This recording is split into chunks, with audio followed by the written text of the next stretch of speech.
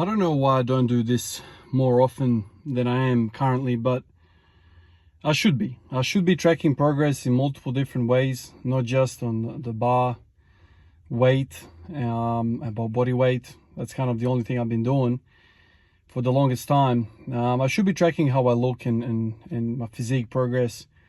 You know, the goal is obvious. I've said a million times what the goal is in terms of the numbers on the bar.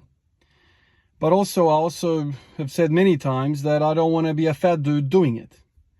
Whether those two things are matchable, whether those two things are possible in one journey, I'm not sure. But this is the journey. You know, you shoot for the stars and then you might land somewhere else. Who knows? So the key in the start of the journey was 300 kilo squat. I must admit, before I set that goal, I wasn't really very well understanding of how difficult of a task that is. You know, I was kind of in the early parts of my training knowledge, and so I thought, yeah, that's a nice number, 300, off we go. And I've seen many people hit 300. Lots of people are questionable whether they use other things on top of just diet, but whatever. Usually people are much heavier than me. They hit it in a high bar ETG type of way, the way I want to do it, without a belt and knee sleeves and all that kind of stuff. But we'll see. That's kind of where I'm headed. But at the same time, like I said, I don't want to be a fat dude. Health is a very important element in all of this for me. So it's not, you know, throw my life away for this arbitrary 300 kilo squat. So part of that is actually looking decent. You know, I don't want to be a bodybuilder. That's not my goal. But your physique needs to be somewhat good. In recent times, what I've been motivated about more than probably ever in the past is my upper back development. And this kind of is the start of the thought process today of why turning on the camera and taking my top off. But it's to track the upper back development. Now, why, you might ask? I'm not a bodybuilder. That's right. But in this journey of hitting 180 for 20 and the short-term goal that I have, I've noticed over and over again that I start to fail in my upper body, which is something that I never believed when I was doing just singles, doubles, and triples. But now that I'm doing 5s, 10s, and hoping to get 15 with 180 kilos soon, I always seem to be failing in my upper back. Now, I squat with, it's weird how I squat, tends to be leaning over, and so there's more pressure on my upper back, lower back, back in general. So I start to fail in my upper back. I just simply can't hold the bar in my hands anymore. I just start to round my shoulders, and from there everything falls apart. So I've been doing rowing, I've been doing pull-ups, I've been doing all sorts of different things, experimenting with all sorts of different parameters. And so for the first time in a very, very long time, I have a, you know, very concentrated goal in bringing up my upper back, in the hope that that will also fix my squat. Those two things are linked. I now understand now more than ever that the upper back has a lot to do with how we perform in the squat. So this is, you know, where I'm kind of starting off. You'll see the footage in a second. You know, the back is thick, the erectors are thick, but they need to be thicker.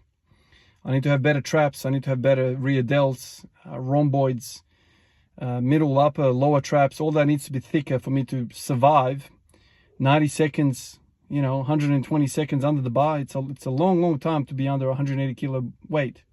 This is something that I also didn't really respect as much.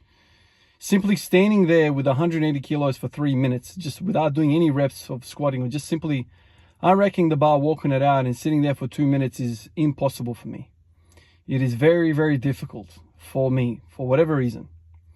I think the reason is that I don't have enough musculature and enough strength, endurance in my upper body to be able to take it. You know, my hips and my hamstrings, all of that are kind of good standing there. Obviously, the loads are very minimal in terms of, you know, the angles involved standing with the weight on top of your shoulders. But your arm needs to be in this, you know, position where you're holding it behind your freaking head, right?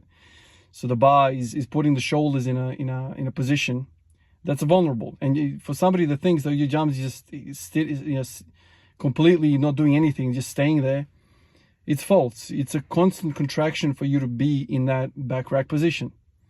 And so that is failing me, and it's costing me lots and lots of fatigue and energy when I'm doing these 180 AMRAP sets.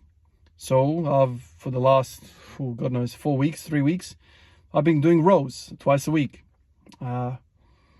Initially I went up to 100 kilos, 120 kilos in the rows for 5 to 10 reps, yanking the shit out of the bar, working it that way, and, trying to progress the weight. And then I realized that I'm not really feeling my upper back at all. I feel like I'm doing a damn deadlift with that weight. I'm just yanking it. I'm moving weight. And in bodybuilding circles, this is not how you build muscle. If you want to build muscle, you need to feel the contraction of that muscle. You need to feel what you're trying to target. And I'm trying to target the upper back, a weakness. And often the weaknesses neurologically are not the first thing that we go to. Neurologically, we tend to hide away from weaknesses. So I'm using a weight that is much, much less than I'm capable of, 60 kilos. And I'm honestly trying to feel the traps and the lats contract. And with 60 kilos, I feel a better contraction than with 80 or 100 kilos. A lot of people have said to me, Ivan, you need to do more weight. I can do more weight. In fact, I've done 140 kilo freaking barbell row. What does that look like? In my opinion, shit. Bodybuilding and powerlifting are vastly different. If you are doing an accessory movement, if you're trying to bring up a weakness, use the appropriate weight. The weight is a tool to target the muscle. A lot of people have trouble understanding that. A lot of people are like, God damn, man, you're much stronger than that. Yes, I am. But apparently my rear delts and traps are not very strong because they tend to hide, and I never feel them when I do heavier weight. So this is what I'm doing. So I'm training the upper back, and this is the upper back that I have at the moment. And I'm hoping to bring that up even further. I'm hoping. And I'm going to do another video as I start to progress towards the 180 for 20. And I'm going to try and see whether there's any change. Now, the lighting in this room is not the best. I don't have the best knowledge of taking photos, and whatever, it is what it is. I'll try and take it in the same part of the day with the same lighting next time. But I'm going to try and see if there's more thickness and more width and more strength, whatever, if it translates. So far, I feel like it is translating. But we'll see. We'll see. It's another tool for me to track progress.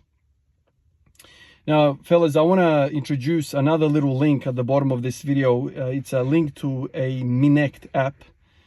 I've opened up a page there. I had it up last year and had troubles working with it, but I've spoken to the support team and they've kind of got it back up and running.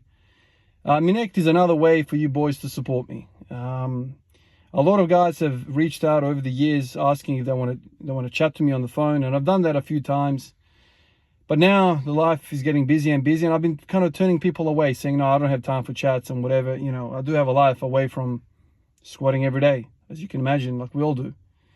But then when this Minect app came up, Minect basically is an app where you can make a booking with somebody to talk to. And in that booking, you are supporting me. It's not just me, donating my free time to 3-4 people a week, which I don't have.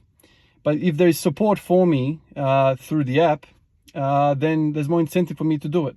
And so instead of me just telling everyone, no, I'm going to start pointing people towards this app. Now, I know I have a very good Patreon support. And for those boys, I spend a lot of time on that app. Exchanging messages with all the boys there, and I appreciate that for sure. And for those boys, I'm willing to chat to you guys anytime because the support is there from you guys. But for everyone else, if you don't feel like you want to rock with the Patreon and you just want to have one question or some time with me to talk about whatever you want to talk about, at least there is something there that you can access. And so I thought it would be a good idea to put it up, let you guys know, and if somebody wants to go for it, go for it. If not, whatever, it's there. It's not a headache. And for me, there is a passageway for people to contact me if they want to. Obviously, I spend a lot of time on the comments and Instagram and whatever. As you know, we live in a stage of technological advancement. There's a million things I try to keep up. Lots of different apps, and I'm all over the place. But I tend to now focus all my energy, other than training, obviously, and making the videos. I spend all of my energy basically with the people that's supporting me directly like that. So the Patreon guys get a lot of love. Instagram I try to get to, but it's very, very hard. I try to focus on YouTube more. And now this Minect app, if you guys want to make some times. I've already had some boys contact me on it. We've been having some discussions, some questions and whatnot, some phone calls. So I thought I'd mention in this video, and if you guys are keen, I'm keen as well, and let's go from there. Like always, guys, I am blessed to have you guys right at the end of this video. Appreciate the support. The support never is too far away in my mind. It's actually quite unbelievable. But I do always want to end the videos and say, I really appreciate you guys. Really do. All right, boys. I'll catch you guys in the next one. Peace out.